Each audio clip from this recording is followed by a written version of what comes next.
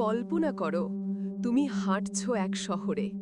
চারপাশে ধ্বংসপ্রাপ্ত দালান, ভাঙাচূড়া রাস্তা, অন্ধকার ট্রেন স্টেশন, ফাঁকা শপিং মল আর মরচে ধরা বাসাবাড়ি সব কিছু আছে। কিন্তু আশ্চর্যের ব্যাপার হলো, চারপাশে একটাও মানুষ নেই। না হাসির শব্দ, না গাড়ির হর্ন, না বাচ্চাদের খেলার আওয়াজ। শহরটা যেন নিঃশ্বাস নিচ্ছে, কিন্তু মানুষ ছাড়া। এই শহরটি তার এক সময়কার প্রাণবন্ত অবস্থান থেকে বহু দূরে চলে এসেছে। এক সময়ে যেখানে ছিল কর্মব্যস্ততা এবং মানুষের মিলন মেলা, আজ সেখানে শুধু নিস্তব্ধতা।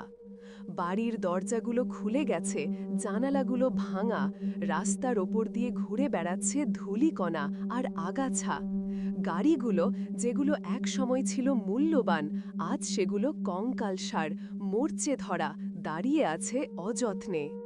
এটা সেন্ট্রালিয়া, পেনসিলভেনিয়া, যুক্তরাষ্ট্র। একটি শহর যেখানে শত বছর ধরে জ্বলছে কয়লার আগুন।